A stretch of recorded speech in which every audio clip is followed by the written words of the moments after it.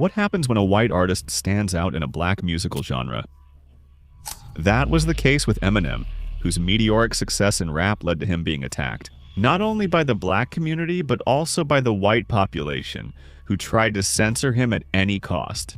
In response, he wrote a song exposing a serious hypocrisy that is destroying our society, but that few people have the courage to see. Today, I'm going to reveal the story behind White America by Eminem. I'm Guilherme, and you're watching DECIFRAHITS.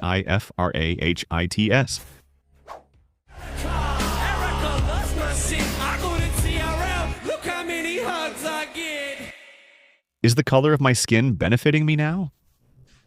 That's a question Eminem himself asks and answers in his song, White America. Music. Even though it was released over 20 years ago, it's more relevant than ever. Back then, when he reached the peak of his career, Eminem became the target of attacks and cancel culture, coming from the black community, mainly because of the prominent place he started to occupy in hip-hop, which is a black cultural movement. Making rap, he's a white German. Right? But he's white! He's white! Anyone who watched our video about cleaning out my closet knows that Eminem, even though he was born white with light eyes, had a really tough childhood, just like many black rappers of his time. Besides living in a trailer in Detroit, one of the most violent cities in the country, his father abandoned him when he was still a baby. This made Eminem be raised only by his mother, Debbie, who was not only narcissistic but also addicted to prescription drugs, would even drug him by putting those medications in his food. Debbie lived on government assistance and didn't pay the rent, so they moved from house to house whenever they were evicted. Eventually, they settled in a predominantly black neighborhood in Detroit, where Eminem had trouble socializing. He was bullied at school because of his skin color and was even labeled as mentally challenged by some teachers. He ended up dropping out of school after repeating the 9th grade 3 times. But the reason for repeating grades was never a lack of intelligence. It was because he started skipping classes after finding another activity that brought him much more pleasure and fulfillment: rap battles. At that time, the only white rapper who had reached the top of the charts was Vanilla Ice, the same one from the hit Ice Ice Baby.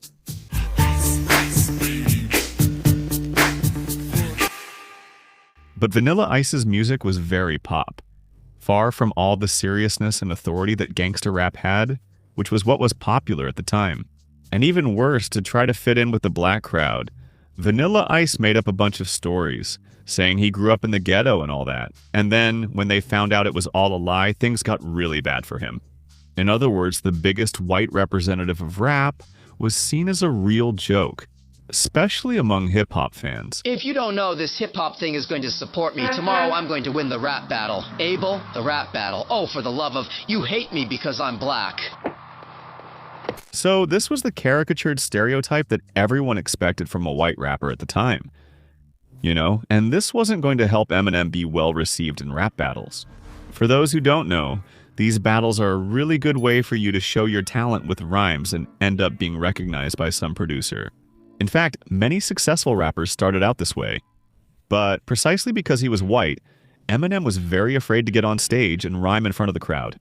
One fine day, he decided to try his luck. And even with sweaty, cold hands, a dry throat, and his stomach churning with anxiety, he got up on stage before he even opened his mouth. The crowd booed him so much that he thought about leaving and never coming back. But he didn't give up. And as soon as he started to rap, everyone shut up and was shocked by the guy's rhyming skills. In other words, obviously it wasn't a matter of talent. He had plenty of that. The reality is that people just didn't relate to him. And man, that makes a big difference. Way, just so you get the idea. Day, up until 8th grade, which is now called 9th grade, right? I used to be really embarrassed when the other boys in my class would make fun of me because of my skin color, make black jokes, that kind of kid stuff. But it was actually in 8th grade that I had my first contact with hip-hop, back in 2005. That was when a classmate brought a Discman with a 50-cent CD to class and showed me this banger right here.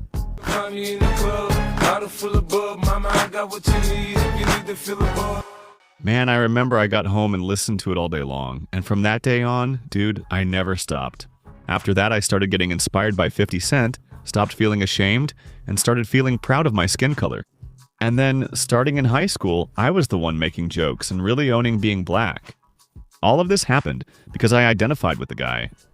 So, of course, people would have a hard time accepting a white guy wanting to be part of hip-hop, a movement created by black people, and that represents black culture. So, it's something that, for a lot of people, is still hard to swallow. But even 50 Cent himself already explained it perfectly in this interview right here, you see? Hip-hop is black music. There's no debate about that, and unfortunately for some people, it's hard to accept that there's a white artist doing better than black artists. That's the reality. A lot of people are afraid that Eminem might do some kind of cultural appropriation and steal the whole history of hip-hop for white people. You can see this by looking at what happened with rock and roll, for example. Few people today realize Chuck Berry was a genre pioneer, and even fewer know about Sister Rosetta Tharpe. Rosetta Tharpe, who was a gospel singer, was the first person to use an electric guitar to create the sound that we now know as rock and roll. But who got the title of King of Rock? Elvis Presley, who without a doubt had a lot of talent. But at a time when racial segregation was very strong, he got a lot more spotlight and media coverage because he was white, and ended up taking all the credit for himself. This same story repeated itself over the years with other artists and bands, and this made rock and roll an increasingly white musical genre. So that was what people were afraid of. But the difference is that while for Elvis, his entry into the music world was made easier because he was white, in Eminem's case, his skin color. It was actually the opposite. His skin color made it so hard for him to get into hip-hop that he almost gave up on his career. If it weren't for one detail that would change the whole game. When I was underground, no one gave a fuck. I was white. When I was unknown, nobody cared at all. If I was white, no record label wanted to sign me. I almost gave up until I met Dr. Dre, and he was the only one to look past that. People. He gave me a chance, and I helped him take off and get back to the top. After Dr. Dre signed Eminem and started producing his songs, the game changed completely. Dr. Dre is one of the most respected names in hip-hop. So him mentoring Eminem was almost like a ticket. A seal of approval so that many black people who were still hesitant because Eminem was white would start giving him a chance. A classic example is the rapper Ice Blue from Rationais MCs, who has already spoken openly about this. Let me ask you something. You didn't like Eminem because he was white? Say it like this. Rap can't be done by white people. That's already a thing. I can't deny it. Lay already comes with this suspicion, but he was already endorsed by Dr. Dre. So there's something there. So let's respect it. But Eminem still needed to break the white rapper stereotype that Vanilla Ice had created. He needed something besides his talent to get the attention of the teenage crowd. That's when he developed his alter ego, Slim Shady, a character he embodied to write lyrics with extremely crazy, violent, and aggressive stories. This whole formula made Eminem have one of the most meteoric rises in the history of music, breaking sales records with every album he released and receiving, several times, the highest possible award in the music industry, the Grammy. Not even Eminem himself believed he would become so successful as he sang in white America. America? Who would have thought that I, standing in front of the mirror, pouring peroxide on my hair and wearing a t-shirt, would be launched to the forefront of rap? That way, few people noticed the care he took in that line not to use the word hip-hop, which is the cultural movement. And instead he said rap, which is the musical genre that belongs to this movement. Throughout the whole song, Eminem shows that he respects and perfectly understands the movement he's a part of. But at the same time, he also recognizes the impact that his skin color has when it comes to selling records. Let's do the math. If I were black, I would have sold half as much, which is, again, a matter of identification. If a fan identifies in some way with an artist, even if it's just because they have the same skin color, there's a greater chance they'll support that artist and buy their albums. And since most of the entertainment consumer market in the United States is white, that's where the biggest flow of money is. And that represents a much greater potential for selling albums. For sure, there were a lot of black people in the underground who had as much talent, or even more than Eminem, but who were never known. Because they weren't discovered by Dr. Dre, or because they didn't have the look of the white blonde guy that was being sold at the turn of the millennium. Another thing that helped boost Eminem was music television, which was the one investing the most in promoting that. Look at the time. Congratulations, your album is #2 on the charts. Thank you, thank you. With a little help from music television. On American music television, there was a show called Total Request Live, Total Request Live, which Eminem also mentions in Wild America. Look how many hugs I get. I get to Total Request Live and look at how many hugs I get. Total Request Live was totally focused on the teenage and female audience, so it mainly promoted the boy bands and girl bands of that time. They made a top 10 of the best music videos, you know? And then, in that mix, some artists who weren't necessarily pop would end up getting in. Pop. But who had a more attractive appearance for that teenage girl audience, like Fred Durst from Limp Bizkit and Eminem himself? So, if Eminem's skin color got in his way so much at the beginning of his career, now it seemed to be doing the opposite. I'm like my skin, is this going to work to my benefit now? Is my skin starting to work to my benefit? Now? Yes, it actually was, but soon after, his skin color would bring new problems again. Many of the teenagers who religiously watched Total Request Live were daughters of politicians and very powerful people in the American government. And that's when things started to get ugly for Eminem again. On July 20, 2001, there was a hearing in the United States Congress to discuss the limits of the entertainment industry. Congress was really upset about the fact that Eminem had won a Grammy. And a congresswoman named Barbara Lynn Kubin said the following: "When you hear lyrics about rape or killing your mother, the music industry should be ashamed that this is considered worthy of an award." The congresswoman confronted the Recording Industry Association of America, which is the organization that represents and regulates the American music industry, and she proposed that they increase the control and censorship of the music that was being produced. Eminem knew that this attempt at censorship was based on the fear that his music would influence children and teenagers, and that this fear came from a majority of white, upper-middle-class people who had never heard of hip-hop in their lives until their children listened to Eminem at home. As a response, he wrote the song White America, exposing all the hypocrisy and ignorance of the American population. The song starts with a patriotic exaltation of the United States, but in a very sarcastic tone, typical of Eminem. How many people are proud to be citizens of this beautiful country of ours, of the stripes and the stars, of the rights for which men died to protect, for the freedom of speech that the United States government swore to defend? Or at least, that's what they say.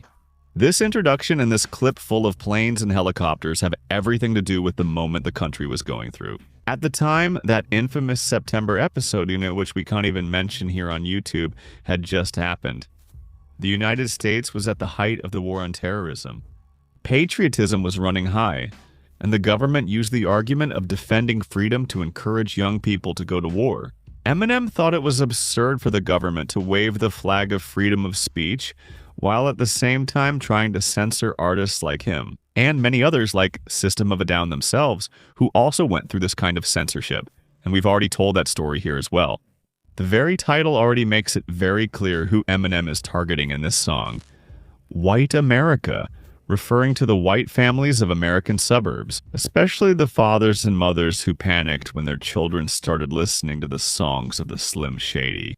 During the song, he creates two characters, Eric and Erica, to represent all these teenagers who are his fans and who, theoretically, would be capable of committing outrageous crimes. Because they are influenced by Eminem's lyrics, including the name Eric itself, it's also a way to respond to the various accusations that Eminem's songs had influenced them. That terrible crime that happened at Columbine High School, since one of the shooters was named Eric. It was that same twisted talk that was popular at the turn of the millennium, that video games influenced teenagers to commit crimes, And rap was always thrown into that mix to defend itself. The artist would always make an analogy with movies. If that's the case, why weren't horror movie directors like Alfred Hitchcock and Stephen King censored too? Their movies also have a lot of blood. It's not violence, but the reality that no one could see is that it wasn't the violence and controversies in Eminem's lyrics that made teenagers become fans. The issue was much deeper, and Eminem himself explained it very well in White America. See, the problem is I speak to suburban kids. Look, The problem is that I speak directly to middle-class youth who otherwise would never have heard my words, whose mothers probably would have never cared, until I caused so much trouble coming straight from the television into their living rooms. The young people went crazy when they found out I was produced by Dr. Dre, and they also connected with me because I looked like them. That was all it took, and they got hooked right away. White, middle-class young people identified with me, and since the effects of racial segregation were, and unfortunately still are, very strong in the United States, many of these young people might feel wrong or out of place listening to a black artist. But when a white artist reached the top of rap, it became much easier for them to get in touch with this musical genre. Check out this perspective from MV Bill. Personally, I think Eminem is one of the greatest rappers in the world. Eminem is one of the best rappers. I think he's really good. He ended up, just like Gabriel, the thinker in Brazil, bringing rap to an audience that sometimes didn't have access to it or didn't enjoy it that much. And through Eminem, I enjoyed other groups. And through Gabriel, the thinker, in Brazil, people discovered rap and then searched for other artists too. That's how it goes. It starts with Eminem, then a Tupac poster goes up, and that's when parents will really notice the drama. But besides this issue of identification, there's also another problem of hypocrisy and structural racism, which Eminem exposes in the third verse of the song. For sure, hip-hop was never a problem in Harlem, only in Boston, after it started bothering the parents of girls going through puberty. Like that. Think about it. You only have an issue with hip-hop now because your kids listen to it and it bothers you, right? As long as rap was, in quotes, just black music and only played in black neighborhoods like Harlem. Back in New York, you didn't really care about what rap represented or what message was being conveyed. But after rap reached mostly white cities like Boston, suddenly hip-hop became a problem. Remember, this effect has been happening long before Eminem. Just remember the chaos that happened in politics after niggas with attitudes popularized gangsta rap. And the whole government wanted to censor those guys. It's funny Eminem mentions girls going through puberty because that reminds me of another detail I almost forgot. For the boys, Eminem created identification for a lot of girls too. He was simply their first teenage crush. And the guy knew it very well, man. Because that's exactly how he starts the second verse. Look into my blue eyes, baby. Blue. Light? Just like yours. If they were brown, Shady would lose. Period. He'd be left on the shelf, but Shady is cute. He knew his dimples would help, would make the girls sigh. Oh, baby, just look at how much I'm selling.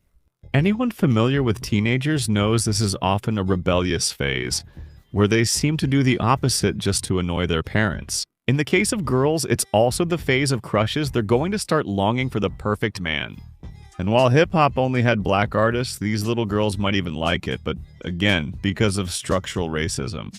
Most of them wouldn't want to put up a rapper's poster in their room, and at most, would secretly listen to one or two songs. Sweetie, there's no one around.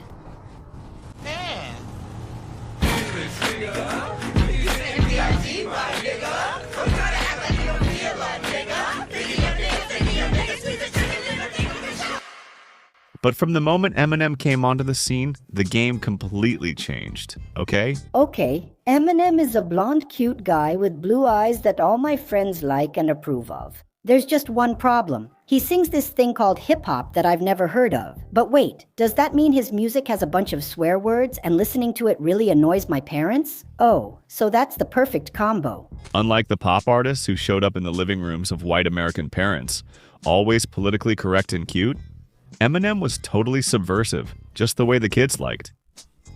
Man, he didn't care at all. Know what I mean? He cursed everyone out, used swear words, and all the teenagers loved the guy.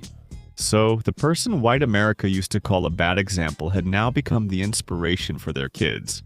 Eminem ends the song by mocking the situation and throwing it in white America's face, as a way to expose this whole circus of hypocrisy from a part of society that never cared about hip-hop. While there were only black artists, but they were shocked when, through a white artist, their kids finally got to know rap. Now, did you get the point? Eminem is a guy who managed the feat of being hated by both black people and white people by black people for supposedly doing cultural appropriation, which I honestly think he never did. Yes, hip-hop is a movement from black culture, but that doesn't stop a white person from also supporting and spreading this movement.